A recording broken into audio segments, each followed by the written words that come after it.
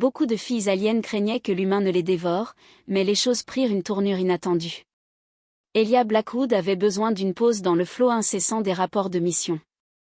Après 6 mois stationnés sur la planète frontalière Sylvia, même l'officier des opérations spéciales le plus dévoué avait besoin d'un peu de repos. Le bombardement constant d'analyse de données et d'évaluation tactique suffisait à donner le tournis à n'importe qui. Passant une main dans ses cheveux bruns soigneusement décoiffés, il ajusta les indicateurs circulaires de lumière bleue sur ses épaules, un équipement standard pour sa combinaison furtive avancée. Le matériau noir, semblable à du cuir, moulait son corps athlétique tandis qu'il traversait les points de contrôle de sécurité du périmètre. « Une petite balade ?» lança le lieutenant Richard depuis son poste. « Juste pour me vider la tête, lieutenant. Parfois, il faut s'éloigner des écrans avant qu'ils ne vous brûlent la rétine. » La dense forêt aux teintes violettes au-delà du périmètre l'appelait. Elia avait toujours été fascinée par l'écosystème unique de Sylvia, où la flore locale semblait pulser d'une lumière intérieure, créant une atmosphère éthérée qui lui rappelait les créatures bioluminescentes de la Terre. En s'enfonçant plus profondément dans la forêt, son entraînement au combat s'activa automatiquement. Même lors d'une promenade décontractée, les vieilles habitudes avaient la vie dure. Chaque bruissement de feuilles, chaque mouvement d'ombre attirait son attention. Ses yeux bleus perçants, qui lui avaient valu les meilleures notes en évaluation tactique, balayaient les environs méthodiquement. C'est alors qu'il la vit. D'abord, il crut que ses yeux lui jouaient des tours. Allongée inconsciente parmi les sous-bois luminescents se trouvait une figure humanoïde miniature, pas plus grande que 2 pieds, 60 centimètres. Sa peau était d'un délicat ton lavande, et ses longs cheveux droits de la même couleur étaient attachés en queue de cheval. Elle portait ce qui ne pouvait être décrit que comme une version alien d'un bikini métallique, qui semblait scintiller d'une lumière intérieure. « Eh bien, ça alors », murmura Elia en se penchant pour y regarder de plus près. En toutes ces années d'exploration spatiale, il n'avait jamais rencontré quelque chose de semblable. L'être minuscule était clairement sentiente, ses traits trop raffinés et intelligents pour qu'il en soit autrement. Avec précaution, il tendit les mains, la soulevant aussi doucement que possible. Elle était étonnamment chaude au toucher, et il pouvait détecter un faible pouls ou ce qui semblait passer pour un pouls chez son espèce. À l'instant où ses mains entrèrent en contact, ses yeux s'ouvrirent, révélant des orbes iridescents qui semblaient contenir des galaxies entières. Pendant une fraction de seconde, ils se regardèrent, stupéfaits. Puis elle cria. « S'il vous plaît, ne me mangez pas !» Sa voix, un mélange musical de terreur et de ce qui ressemblait étrangement à de la séduction, résonna. « Je sais que je suis petite et que j'ai probablement l'air délicieuse, mais j'ai un goût affreux, vraiment affreux. » Elia ne put s'empêcher de rire, bien qu'il se ressaisit rapidement en voyant qu'elle tremblait. « Du calme, petite. Je ne vais pas te manger, je te le promets. » Elle cligna rapidement des yeux, ses petites mains agrippant les doigts gantés d'Elia. « Vous n'allez pas ? Mais vous êtes tellement énorme, et toutes les histoires disent que les grands aliens dévorent les plus petites espèces. »« Je peux t'assurer que les humains ne mangent pas d'êtres sentients, » répondit Elia, essayant de garder une voix douce et rassurante. « Je suis le commandant Elia Blackwood de la division des opérations spéciales terriennes. »« Et toi, tu es ?» Lilia, répondit-elle, toujours méfiante mais visiblement fascinée par son visage. « Je suis une Silide. Nous sommes natifs de ce monde, mais nous nous cachons généralement des grandes espèces. » Elle fit une pause, ajoutant avec une pointe de coquetterie. « Bien que je doive admettre que nos histoires ne mentionnent pas à quel point les grands aliens peuvent être séduisants. » Elia sentit ses oreilles chauffer. Cette minuscule alien était-elle en train de flirter avec lui ? « Eh bien, Lilia, enchantée de te rencontrer. Pourrais-tu me dire pourquoi tu étais inconsciente dans la forêt ? » Elle se tortilla dans ses paumes, et il remarqua une légère grimace.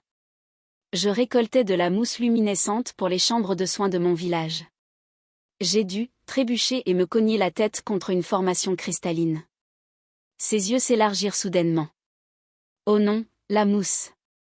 J'ai laissé tomber mon sac de collecte. »« Laisse-moi t'aider à le chercher, » proposa Elia en scrutant le sol avec attention.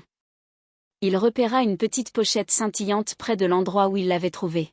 « C'est ça ? » « Oui. » s'écria-t-elle en bondissant dans ses mains, avant de se calmer et de sembler légèrement embarrassée. Je veux dire, oui, c'est ça. Pourriez-vous? Elia s'agenouilla, maintenant ses mains stables, et ramassa la minuscule pochette du bout des doigts. Voilà. Mais peut-être devrais-tu te reposer un peu avant de retourner à ton village. Ce coup sur la tête pourrait être sérieux. Lilia prit le sac et leva les yeux vers lui avec ses orbes emplis de galaxies. Pourriez-vous rester avec moi un moment, juste jusqu'à ce que les vertiges passent?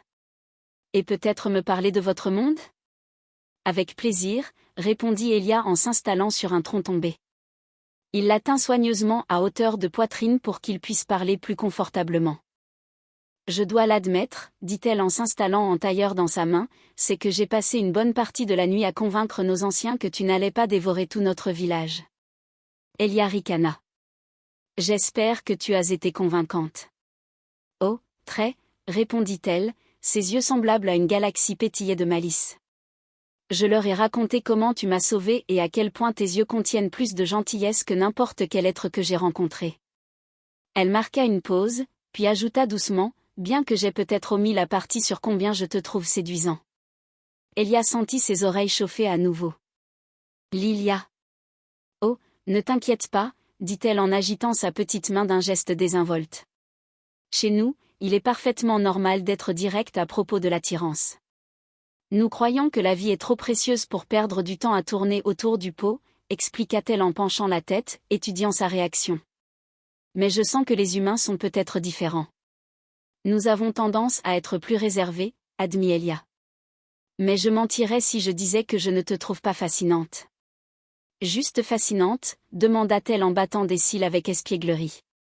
Avant qu'Elia puisse formuler une réponse qui ne violerait pas une douzaine de protocoles diplomatiques, l'expression de Lilia devint sérieuse. Mais ce n'est pas pour ça que je t'ai demandé de venir aujourd'hui.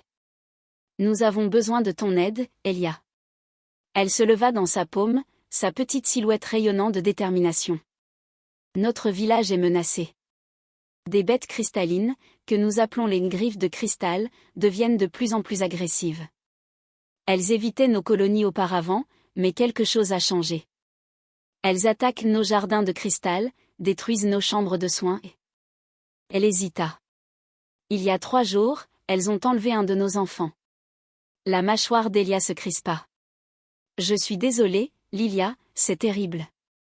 Nos guerriers sont compétents, mais nous sommes simplement trop petits pour combattre efficacement ces créatures. Elles font à peu près ta taille, avec des écailles cristallines et des griffes capables de trancher nos matériaux les plus solides, dit-elle en levant les yeux vers lui, implorante. Peux-tu nous aider? Je sais que c'est beaucoup demandé, mais... Oui, répondit Elia sans hésitation. Bien sûr, je vais vous aider. Les yeux de Lilia s'écarquillèrent. Juste comme ça? Tu ne veux même pas savoir ce que tu en tireras? Vous avez besoin d'aide pour protéger des enfants contre des monstres, répondit simplement Elia. C'est tout ce que j'ai besoin de savoir.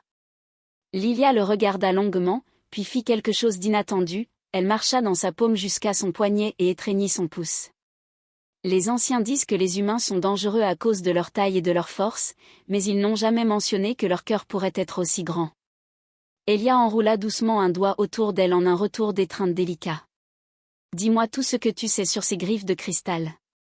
Si nous devons protéger ton peuple, je dois comprendre ce à quoi nous faisons face. Tandis que Lilia détaillait les habitudes et les faiblesses des créatures, l'esprit tactique d'Elia commença déjà à formuler des stratégies. Mais il ne pouvait s'empêcher de remarquer comment elle gardait sa main posée sur son pouce ou la manière dont elle semblait s'appuyer contre lui en expliquant des points particulièrement importants. Les cristaux sont la clé, expliqua-t-elle. Les griffes de cristal puisent leur pouvoir dedans, mais elles peuvent aussi être submergées par une énergie cristalline excessive. Nous avons essayé d'utiliser nos techniques de résonance contre elles, mais nous ne pouvons pas générer assez de puissance à notre taille. Et si nous combinions vos connaissances avec ma force? Suggéra Elia. Pourrais-tu m'apprendre à manipuler l'énergie cristalline? Le visage de Lilia s'illumina. Oui, mais cela nécessiterait un contact très proche. L'énergie circule à travers toi, et je devrais guider tes mouvements, dit-elle en mordillant sa lèvre. Est-ce que cela te conviendrait? Je pense pouvoir gérer, répondit Elia en essayant de garder sa voix stable. Lorsqu'elle grimpa sur son épaule, ses petites mains frôlant son cou, elle murmura près de son oreille. Première leçon. Ce qui suivit fut la séance d'entraînement la plus intime qu'Elia ait jamais vécue. Lilia le guida à travers les bases de la manipulation cristalline, son petit corps pressé contre son cou alors qu'elle l'aidait à s'accorder à l'énergie. Son toucher était électrisant, envoyant des frissons d'énergie cristalline et quelque chose de plus personnel à travers son corps. Au coucher du soleil, Elia avait maîtrisé les techniques de base, bien qu'il soupçonnât que la méthode d'enseignement pratique de Lilia ait été plus approfondie que strictement nécessaire. Pas qu'il s'en plaigne. Tu es un naturel, le félicita TL, toujours perché sur son épaule. La plupart des élèves mettent des semaines à apprendre ce que tu as saisi en quelques heures. J'ai eu un excellent professeur, répondit-il en tournant légèrement la tête pour la regarder. Leurs visages étaient à quelques centimètres l'un de l'autre, et pendant un moment, la différence de taille entre eux sembla s'évanouir dans l'intensité de leurs regards partagés. Lilia rompit le charme en tout sautant. Nous devrions commencer à planifier notre défense demain. Les griffes de cristal attaquent généralement au crépuscule. Je serai prêt, promit Elia. Et Lilia, merci de m'avoir fait confiance pour ça. Merci d'être digne de confiance, répondit-elle doucement. Puis elle le surprit en déposant un minuscule baiser sur sa joue avant de sauter gracieusement sur une formation de cristal voisine. Même heure demain ? Je ne manquerai ça pour rien au monde, dit Elia en touchant l'endroit où ses lèvres avaient effleuré sa peau. Alors qu'il la regardait disparaître dans la forêt cristalline, il réalisa qu'il se trouvait en territoire dangereux. Pas à cause des griffes de cristal, mais parce qu'il tombait amoureux de quelqu'un qu'il pouvait tenir dans la paume de sa main. Pourtant, ce détail semblait de moins en moins important à chaque instant qui passait.